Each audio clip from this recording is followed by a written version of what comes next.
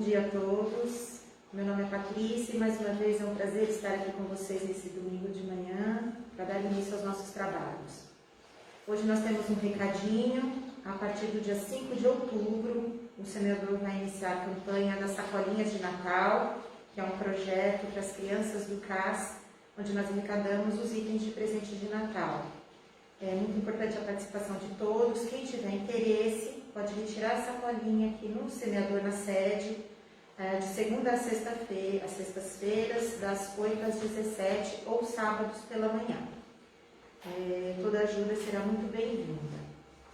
Vamos fazer a nossa prece. Vamos fechar os nossos olhos e levar o nosso pensamento ao nosso Pai maior e ao nosso Mestre Jesus. Vamos agradecer, acima de tudo, esse momento, esse encontro. Vamos agradecer aos nossos mentores, aos mentores dessa casa. Que eles nos acompanhem hoje, sempre, que nos inspire, que inspire o nosso palestrante de hoje, o Richard, e que os ensinamentos de hoje nos acompanhem nessa semana, nos fortalecendo, para que mais uma vez a palavra do nosso Mestre Jesus esteja em nosso caminho, iluminando e guardando, com carinho, amor e caridade. Que assim seja, graças a Deus.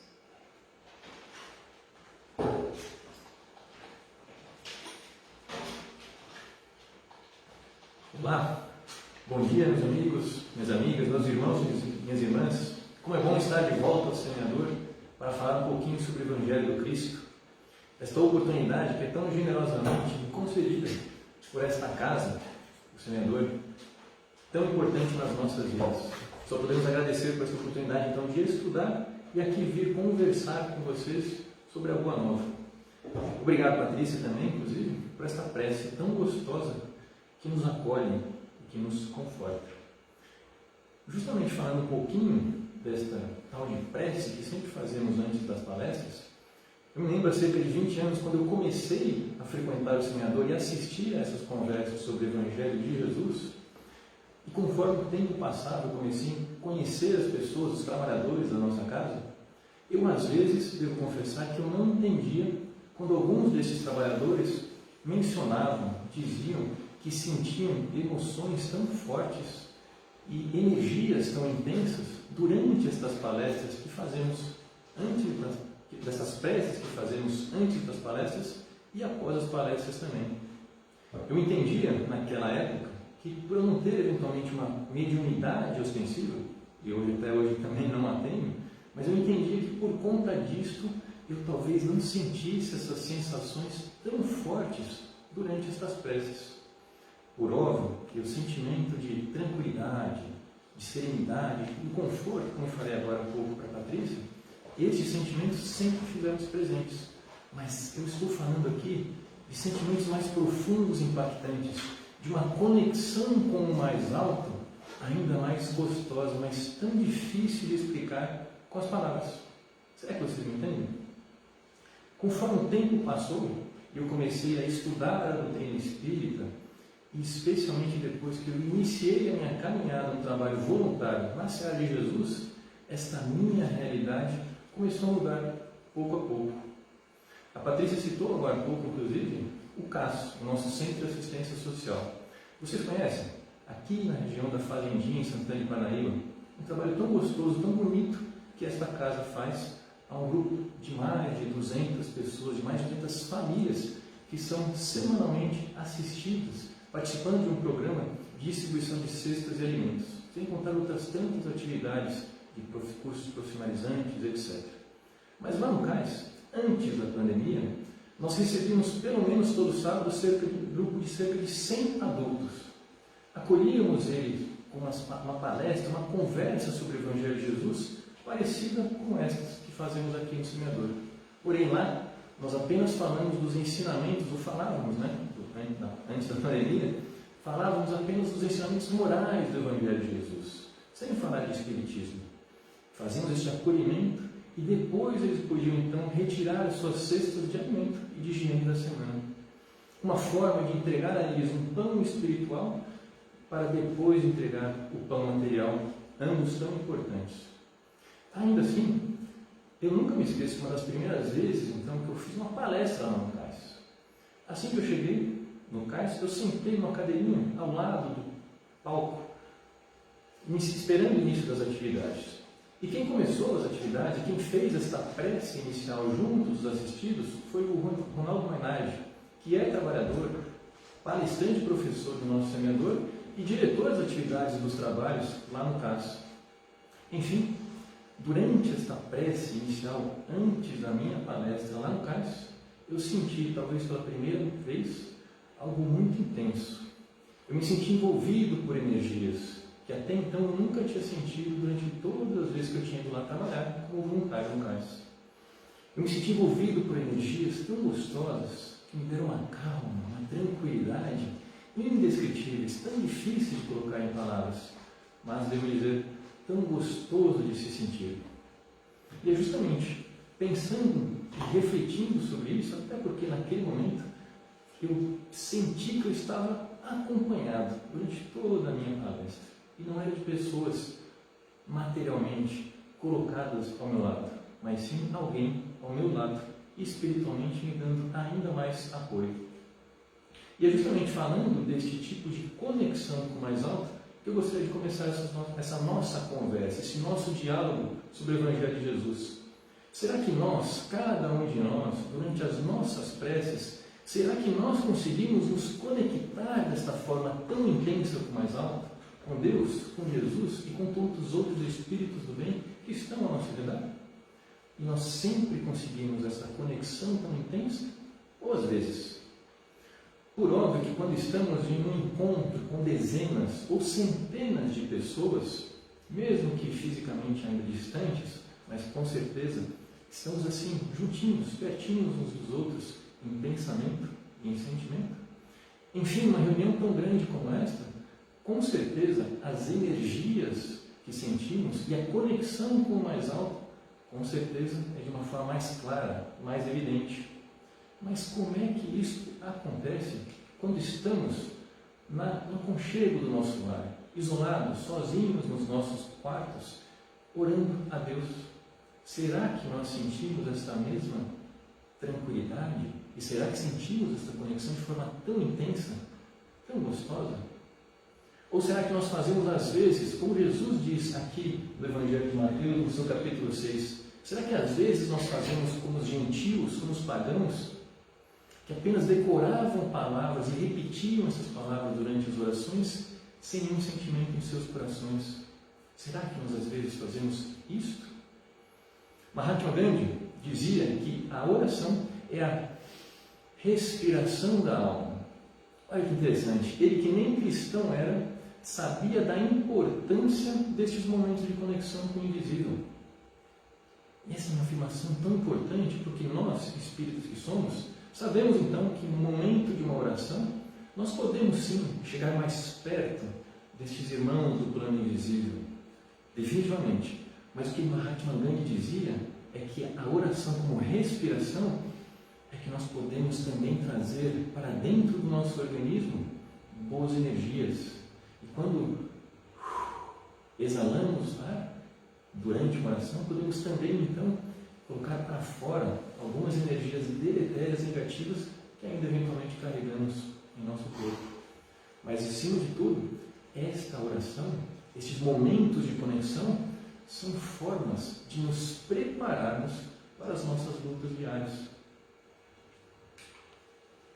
O Evangelho segundo o Espiritismo, no seu capítulo 27, diz que o primeiro ato que uma criatura humana deve assinalar no seu retorno à atividade diária, ou seja, assim que acordamos, a prece. Mas aqui, só entre nós, quantos de nós será que acordamos e a primeira atitude que fazemos é uma oração? E não aquela oração como Jesus assinava no Evangelho de Mateus, com frases repetidas, mas esta conexão mais intensa, mais gostosa com o plano espiritual. Quantos de nós fazemos isso? E se nós não fazemos, por que não fazemos? Por que não damos o devido valor a estes momentos tão importantes de recarregar as baterias? Eu diria que a maior responsabilidade é a falta de tempo. este bem tão precioso hoje em dia, tão raro de vermos em nossas vidas, o tempo disponível. Às vezes, com o uso da tecnologia, parece que cada vez menos tempo nós temos para fazer o que queremos. O tempo inteiro estamos olhando no relógio quanto tempo falta para acabar uma determinada atividade e já nos conectamos com a próxima atividade. Parece às vezes tão raro e tão difícil acharmos tempo suficiente disponível para nós fazermos aquilo que nós achamos que é o melhor para nós.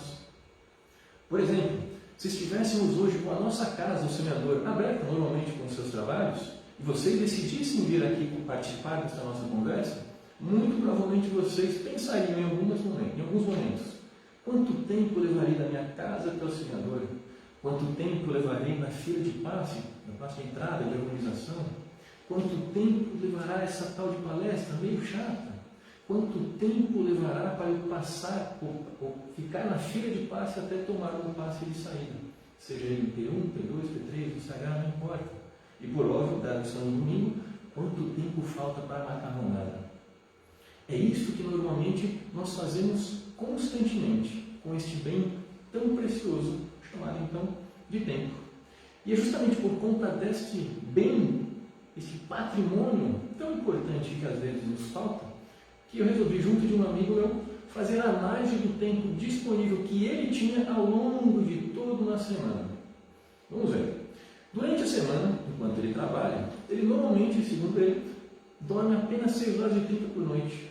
E assim que ele acorda às 6 horas, ele já vai tomar café, tomar seu banho, acordar os filhos, ajudá-los a trocar de roupa, ajudá-los a tomar o seu café da manhã e saírem disparada para, se tudo der certo, eles conseguirem chegar antes das 7h30 na escola dos pimpolhos. E uma vez que isso consegue se fazer quase tudo perfeito, ele tem 30 minutos para chegar ao seu trabalho e iniciar as suas atividades profissionais. E segundo ele, se tudo der quase certo, às 17h30 ele desliga o seu computador e a partir daí ele tem 6 horas do seu tempo disponível, livre, para ele decidir com o seu livre-arbítrio aquilo que ele fará, aquilo que ele quer fazer.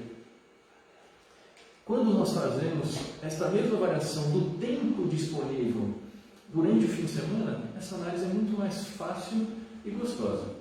Especialmente porque esse meu amigo diz que, em regra, ele acorda às 7h30 mesmo no fim de semana. Mas às vezes é uma criatura de Deus e acorda um pouquinho mais tarde. Mas se ele acordar então às 7h30, todo sábado e domingo, nesses fins de semana ele tem 16 horas livres por dia para decidir com o seu livre-arbítrio o que quiser fazer.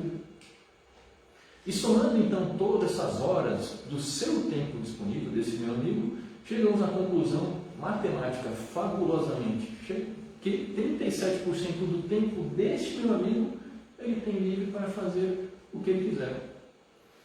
Por óbvio que todos nós temos condições socioeconômicas, profissionais, estruturas familiares, onde cada um trabalha fisicamente, onde cada um mora e por aí vai, tudo isso são variações que vão impactar neste cálculo matemático quase que uma física quântica, tão avançada. Mas eu diria que apesar de todas as diferenças entre cada um de nós, ao menos um terço do nosso tempo nós temos disponível para escolher aquilo que queremos fazer. Uma vez eu vim aqui no semeador e eu vi um rapaz que falou uma coisa parecida com isso. Ele disse assim: por mais que cada um de nós tenhamos condições socioeconômicas diferentes, estruturas familiares diferentes, etc., apesar disso, tem uma coisa que todos nós temos. Não importa quão ricos ou não tão ricos somos, não importa a cor da nossa pele, a religião que temos e por aí vai. Todos nós temos 24 horas do nosso dia para decidir o que fazer. E essa conta traz mais ou menos um pouco deste recado. O curioso é que conforme o tempo passa, a sociedade e os costumes mudam. E às vezes até a forma como nós encaramos uma determinada situação bem específica muda também. Veja só, o biquíni foi criado em 1946 e naquela época causou um baita de um rebuliço, um alvoroço tremendo no mundo inteiro, sendo criticado por autoridades religiosas, sendo proibido em muitos países, etc. Então, se no final da década de 40 chegássemos a uma praia com esta sinalização, nós com certeza saberíamos que a proibição se devia então a este contexto. Por outro lado, se hoje, em pleno 2021, nós formos a uma praia meio escondidinha lá no interior de Santa Catarina ou do Nordeste, não importa. Se nós chegarmos a uma praia meio escondida e acharmos esta proibição, nós deduziremos algo diferente, não é? Nós entenderemos que, na verdade, aquela é uma praia de nudismo e que mesmo aquele traje de banho, o tal do biquíni, ele é proibido de ser usado. Percebam como a proibição é a mesma, mas o contexto e a motivação é radicalmente diferente nestes dois momentos totalmente diferentes, tão distantes um do outro. E conforme o tempo passa, a nós mesmos, como indivíduos, às vezes nós também mudamos a nossa percepção de mundo conforme ficamos um pouco mais experientes, ou maduros. Não é assim? E justamente enquanto eu e meu amigo divagávamos então sobre todas essas nuances daquilo que mudamos de percepção de mundo conforme a nossa idade vai ficando um pouco mais elevada, e também conforme o mundo muda, conforme a gente conversava sobre o livre-arbítrio, como investimos o nosso tempo naquilo que queremos fazer, nós lembramos de um filme interessante, de 1991, chamado Amigos Sempre Amigos. Este filme, apesar de ser uma comédia meio simplória, digamos, ele é bem interessante porque ele retrata o momento em que 3 yuppies nova-iorquinos, por volta dos seus 40 anos, estão conversando e percebendo que dos 3, um está recém-divorciado, o outro está desempregado e o outro passa por uma tremenda e baita crise de meia-idade. E eles resolvem nessa conversa esquecer um pouco dos seus problemas do dia a dia e passar os 3 juntos um fim de semana numa fazenda no interior americano para literalmente tocar gado. Imaginem vocês, se vocês nunca foram para o interior do Brasil, resolverem do dia para a noite e passar um fim de semana para tocar gado, como se fosse um peão ou um cowboy. É exatamente este o retrato que está acontecendo. O curioso é que este filme retrata o contraste entre esses 2 tipos de pessoas tão diferentes. Os yuppies nova-iorquinos morando em grandes cidades, modernos e infelizes, com os cowboys do interior americano, mais simples de tudo, porém felizes com aquilo que eles têm, com aquilo que eles possuem. E apesar deste contraste tão grande entre esses 2 tipos de pessoas, se eu posso falar isso, deste perfil de pessoas, ainda assim, o cowboy, que é ali representado pelo Jack Palance, o Kirby, ele acaba ficando amigo desses 3 rapazes. E neste momento em que colocamos na tela aí de vocês, o Kirby vira para esse jovem, não tão jovem, para mim agora ele já é quase jovem, e pergunta para ele: você sabe qual é o segredo da vida? E o rapaz meio que pego de surpresa diz: não, o que é? E o Kirby faz assim: o seu dedo é o segredo da vida, Kirby? Não, o segredo da vida é uma coisa, e apenas uma coisa, e cabe a você descobrir qual é. Um filme tão despretensioso, uma comédia tão boba como esta, pode nos ajudar a refletir sobre aquilo que fazemos, o que escolhemos fazer com o nosso tempo, se nós tivermos ouvidos para ouvir. E aquilo que com certeza funciona para o Kirby, definitivamente não funcionará e não fará feliz cada um daqueles grupos americanos, e com certeza não fará, provavelmente eu, também feliz. E dadas essas divagações, o meu amigo, e falando de novo sobre todas essas questões do tempo disponível e o livre-arbítrio, como nós usamos esse tempo disponível, o meu amigo falou o seguinte: Richard, para mim, existem hoje 4 áreas fundamentais da minha vida que eu preciso investir o meu tempo para eu ficar bem equilibrado, emocional e psicologicamente, ser feliz. Até porque, se fizéssemos essa comparação com o período da época lá do filme, há 15 ou há 30 anos, quando tínhamos 15 anos, essa comparação é sem justa, porque, de novo, a forma como enxergamos o mundo e as nossas prioridades mudamos. Mas hoje, então, aos 45 anos, já com 45 anos nas costas, esse meu amigo diz o seguinte: tem então 4 áreas importantíssimas para investir o meu tempo, Richard.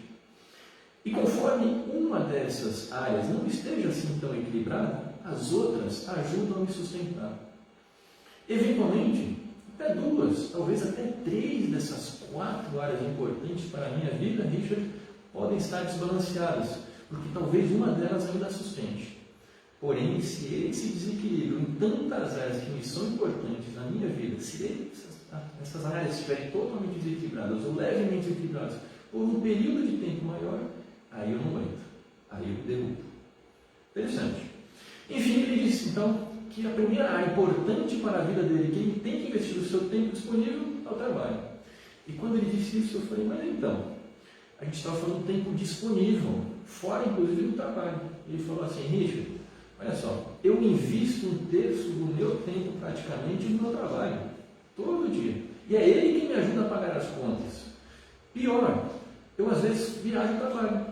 E muitas vezes, não é assim pouco frequente, eu saio do meu escritório depois das 17h30. E tudo que acontece então nesta seara da minha vida impacta o tempo disponível e eventualmente a qualidade do tempo que eu tenho para fazer aquelas outras 3 coisas que me são caras. Como isso está mais do tempo disponível era a vida dele, eu deixei passar e falei, sigamos. Na sequência, esse meu amigo disse que uma área importante da vida dele é justamente dedicar o tempo à sua família. E aí começa a ficar um pouco mais normal e fácil de cada um de nós entendermos por que a família é importante na vida dele. Afinal, todos nós temos pais, irmãos, irmãs, tios, tias, sobrinhos, sobrinhas, e essas pessoas que nos são caras, que são importantes nas nossas vidas, inclusive nos ajudam na nossa formação como indivíduos. Essas pessoas nos ajudam a carregar valores para os nossos corações e viver de acordo com esses valores. Essas pessoas, inclusive, nos ajudam a enfrentar as nossas dificuldades, os nossos momentos mais difíceis. E é também com essas pessoas que nós gostamos de dividir e celebrar as nossas pequenas vitórias das nossas vidas. Não é assim? Eu não sei se vocês perceberam, eu usei o verbo temos no presente, porque esses laços familiares não se perdem, mesmo se um destes índices queridos do nosso coração parte deste plano para o plano espiritual. E já que falamos no início dessa conversa sobre a prece, nada mais podemos fazer do que orar e enviar constantemente energias amorosas para estes que estão no plano espiritual e tentar sentir eles cada vez mais perto. E uma vez que somos espíritas e acreditamos então na reencarnação, nós sabemos que mais dia menos dia nós voltaremos a nos encontrar com cada um daqueles que se foram, certo? Muito bem, quando falamos então de família, esse meu amigo falou o seguinte, uma coisa interessante, Richard, não podemos nos esquecer daqueles amigos cuja empatia é tão forte, cujos laços são tão fortes, que parece que vieram de outras encarnações de vidas passadas. E com estes amigos, sentimos que estamos também em família e queremos investir um pouco do nosso tempo com esse pessoal. Isso posto, ele falou algo ainda mais interessante, que a prática de esportes, que a prática esportiva, para ele, era fundamental para se manter sereno e tranquilo. Ele lembrou, inclusive, de um dia, quando ele tinha perto de seus 29, 30 anos, não importa, em que ele pegou o seu skate longboard e começou a sair da casa dos seus pais, perto das 10 da noite de um dia de semana, para descer ladeiras em um dos residenciais aqui de Alphaville. E conforme ele saía da casa, a mãe olhou para ele e falou, mas você não está achando, filho, que isso é uma atividade? Meio que coisa de moleque? E ele falou assim para ela, mas mãe, é exatamente por isso que eu estou indo andar de skate. E quando ele falou isso para mim, ele justificou que descer a ladeira às 10 da noite, numa rua vazia, rasgando essas ladeiras com o seu skate longboard, é algo tão gostoso, tão deliciosamente relaxante, que os cheiros até e as energias que ele sente são totalmente diferentes de fazer a mesma coisa às 2 da tarde de um dia, seja um dia de semana, seja um fim de semana. Enfim, seja andando de skate, correndo ou jogando futebol, esse meu amigo então diz ser necessário a prática esportiva, especialmente para esquecer os problemas da sua atividade profissional, esquecer inclusive aqueles outros problemas que são comuns a cada um de nós no nosso dia a dia. E óbvio, ele dá só uma puxadinha de freio de mão aqui, porque aquilo que funciona para esse meu amigo talvez não funcione para mim, que talvez não funcionará muito provavelmente para o Curly, aquele cowboy, e nem muito provavelmente para aquele americano.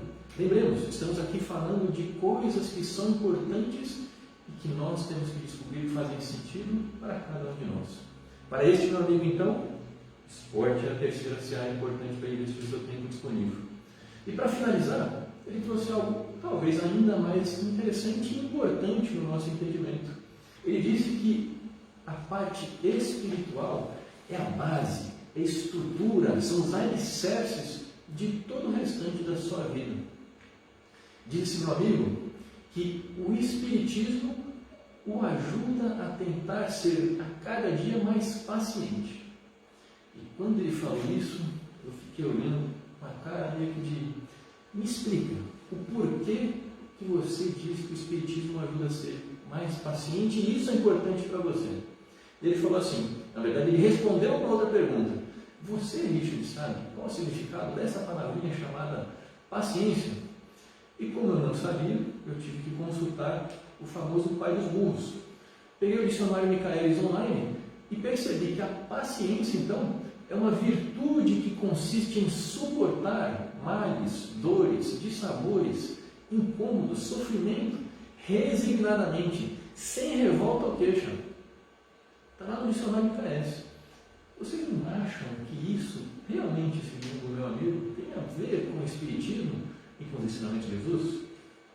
Eu acho que tem. Já que falamos de Jesus, tem um livro que eu gosto muito de não só ler, mas de refletir, que é o Jesus no Lar, psicografia de Chico Xavier, que nos brinda com 50 momentos, 50 fins de tarde, em que Jesus e os seus discípulos, depois de um dia de trabalho, se reúnem na casa de Simão Pedro para jantar e conversar. São momentos muito gostosos em que percebemos seres humanos, espíritos tão perfeitos quanto nós, trazendo para Jesus algumas das inquietações, alguns dos problemas comuns que ele enfrentava e que nós continuamos enfrentando de maneira talvez um pouquinho diferente. E Jesus, com toda a paciência que só ele possui, dedicando o tempo e o carinho necessários, explica para aqueles discípulos como eles devem proceder e os faz refletir. E sempre que eu falo de Jesus falando aos seus discípulos, seja uma passagem bíblica ou em qualquer outra leitura, eu tenho a certeza de que Jesus está falando não só com aquelas pessoas, mas o recado está ficando para cada um de nós, fazermos as mesmas reflexões. Enfim, nesse primeiro capítulo de Jesus no Lar, Jesus então coloca a definição de que o lar é a primeira escola das almas. Vejam só, ele não disse que é a única, ele disse que é a primeira escola das almas. E ele diz mais ou menos assim no texto: afinal, como é que nós podemos sequer imaginar que um dia teremos um mundo em paz, sem violência, lá na rua, se nós não somos capazes de manter a paz entre quatro paredes com aqueles que nós mais amamos? Olha que coisa interessante. E olha como esta definição do lar como primeira escola das almas é tão interessante para nos fazer refletir o quanto de paciência que nós, cada um de nós, deve sim colocar em prática na nossa residência, no nosso lar. Se nós ainda não acreditamos tão piamente nesta colocação de Jesus, relembremos então que ela apenas reforça a passagem do Evangelho segundo o Espiritismo, no seu capítulo 9, que diz mais ou menos assim: se você, por exemplo, Richard, não for suficientemente paciente com a sua família, nesta sua primeira escola das almas chamada casa, tenha certeza que outras escolas da vida trarão outros instrumentos para que você pratique a sua paciência. Não vai ter um convite para nós realmente tentarmos praticar essa tal de paciência dentro dos nossos lares? Eu acho.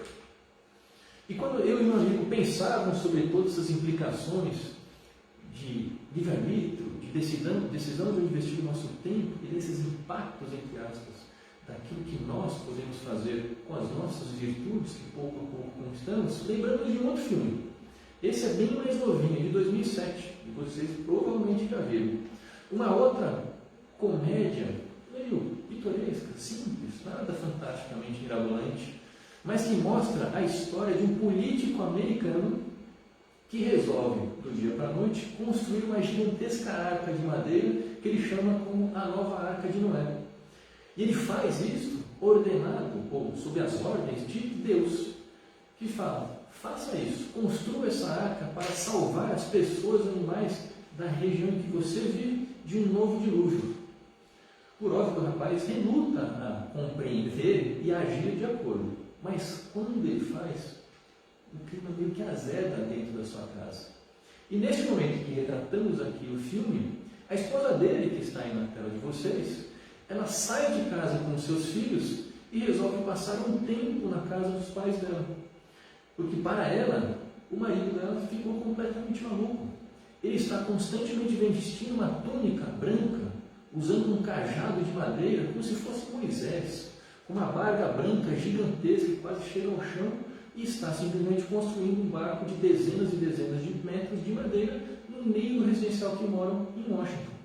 Ela então acha que ele não só ficou maluco, mas pior, ela percebe que a mudança para Washington, que segundo ele seria boa para ele poder dedicar mais tempo à família, não está acontecendo. Ele está investindo ainda mais tempo naquele seu trabalho, que é, no caso, a construção da nova Arca de Noé. E neste momento do filme, então, ela chega então na lanchonete, indo em direção à casa dos pais, e pede para este garçom, interpretado por Morgan Freeman, trazer mais comida para a mesa. O que ela não sabe é que este ator, ou a pessoa, o garçom, é na verdade Deus. E foi ele quem ordenou ao marido para construir a tal da arca, a nova Arca de Noé. E quando ele vai conversar com ela, ele percebe que ela não está assim tão equilibrada. E ele pergunta: o que está acontecendo? E ela diz mais ou menos assim: sabe o que é? Meu marido é aquele, o novo Noé, que está construindo a arca. E aí o Morgan Freeman, Deus, entende o contexto e fala: nossa, ok, eu entendi, mas e qual o problema? Muitas pessoas, dizem ele, entendem que a história da Arca de Noé é sobre a fúria de Deus, a ira de Deus, esse Deus vingativo que destrói e mata quase todos, quando na verdade, segundo ele, a história da Arca de Noé é sobre uma história de amor, de uns acreditarmos nos outros. E aí quando ele diz isso, ela fala: mas peraí, o meu marido está construindo uma arca e diz que isso foi ordem de Deus, como que eu lido com isso? E aí ele, já se sentando à mesa, ele diz: me parece uma oportunidade. E ele continua: se uma pessoa ora a Deus pedindo paciência, você acha que Deus, num estalar de dedos, dá paciência para aquela pessoa ou oferece as oportunidades para que ela exercite a sua paciência e conquiste essa virtude? E ele vai além. Se você acha que uma pessoa se ora a Deus pedindo a união da família, você acha que Deus dá a união daquela família com muito amor e alegria, ou Deus dá as oportunidades para que aquela família cada vez mais se una e se ame? E é neste momento que ela está consternada, percebendo que parece que esse rapaz não é um qualquer, e que ouviu pelo jeito a prece que ela tinha feito para a família dela ser mais unida. Eu não sei se vocês perceberam, através dessa minha pequena explicação do que acontece no filme, dois grandes ensinamentos de um filme de novo tão despretensioso como esse, que nos trouxe em poucas palavras. A primeira reforça aquilo que nós entendemos na questão 659 do Livro dos Espíritos, em que os Espíritos dizem que pela prece nós podemos louvar, pedir e agradecer. Agora, será? Vamos combinar aqui entre nós. Vamos combinar que nós normalmente focamos muito mais na palavra pedir, não é assim? E quando pedimos, acho que a gente não pede assim da melhor forma. Normalmente nós pedimos o dinheiro, fortuna, conforto material e pela eliminação de todas as nossas dificuldades. Quando a forma correta, se que eu posso dizer isso, da oração, é que nós peçamos a Deus, a Jesus, a tantos outros irmãos do bem, a força, a serenidade para conseguirmos enfrentar as nossas dificuldades, as nossas dores de forma resignada, sem queixas, sem reclamações. E se este ensinamento já nos é um pouquinho difícil de não entender, mas agir de acordo com ele, o segundo ainda mais duro. E ele relembra o que está no Evangelho segundo o Espiritismo, no seu capítulo 9, que diz lá, a dor, meus amigos, é uma bênção divina. Mas como assim a dor e o sofrimento é uma bênção de Deus? Como que isso é possível? A dor, meus amigos, ela nos impulsiona, nos motiva, nos força, nos direciona de novo a conquistar virtudes. E no caso, a virtude da paciência, para conseguirmos realmente enfrentar essas dificuldades de forma mais leve, de forma mais suave. Lembrando que aquilo que enfrentamos neste mundo é passageiro. E que o que mais importa é justamente essas nossas conquistas diárias de virtudes, como a paciência. E sempre que eu lembro desta tal de dor como bênção, eu não tenho como relembrar de uma outra lição de Jesus no Lar, seu capítulo 31. Um dos discípulos de Jesus pergunta a ele, mestre, por que temos tanta dor neste nosso mundo? E por que algumas dessas dores que sentimos se transformam em aflição? Afinal, nós não somos filhos de Deus? Nós não somos amparados por anjos? Por que há tanta dor, mestre? Jesus diz mais ou menos assim, a dor e o sofrimento despertam as ovelhas perdidas para o verdadeiro caminho. E quando ele dá essa definição, que nós já começamos a entender que é bastante dura, aqueles discípulos meio que fizeram, que não entenderam a mensagem, ou não se satisfizeram com aquilo que Jesus disse. E aí então Jesus, entendendo o contexto, ele vai um pouco além e conta uma pequena história. Diz Jesus então, no capítulo 31, que pelas ordens divinas, um anjo vem à terra tomar conta de um rebento, de um homem, de um ser humano, de um irmão, um espírito como nós, desde o seu nascimento. E este anjo, desde o nascimento daquela criança, então, está sempre ao seu lado, mas tira de perto daquele indivíduo pessoas com, às vezes, ideias e influências não tão positivas. Este anjo sopra ideias iluminadas para aquela pessoa e garante-lhe a saúde. Vezes em conta, diz Jesus, este anjo evita o erro daquele rapaz, evita até crime e suas consequências. Mas apesar de todas as bênçãos que aquela criança, que já começa a se tornar um adulto, apesar de todas as bênçãos recebidas de Jesus, que em nenhum momento aquela criatura se dignou a agradecer aos céus pelas bênçãos recebidas. Essa mesma pessoa, apesar de tanto que recebia, não se animou em nenhuma instância a estender as suas mãos para aqueles irmãos de jornada mais necessitados e dividir as bênçãos de novo que ele tanto recebia. Até o dia em que este rapaz menosprezou o respeito ao seu semelhante. E aí, não teve jeito.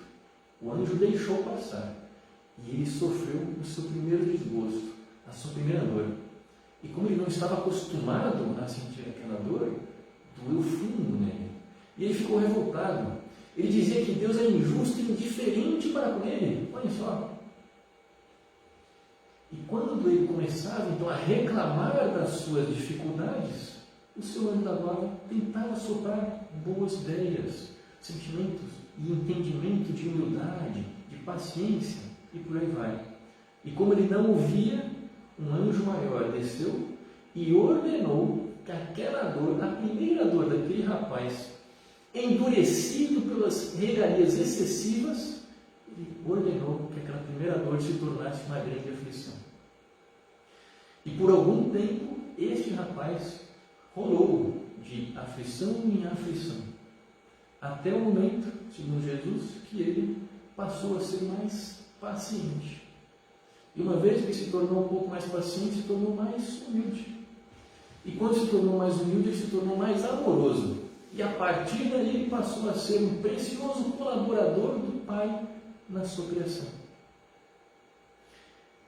Ao final deste texto, diz ele que quando Jesus termina a história, os seus discípulos estão em profundo silêncio, que só é quebrado com a oração que encerra as atividades daquele dia. Mas quantos de nós temos essa dificuldade de entender a dor como bênção e como oportunidade de trabalharmos essa virtude chamada paciência.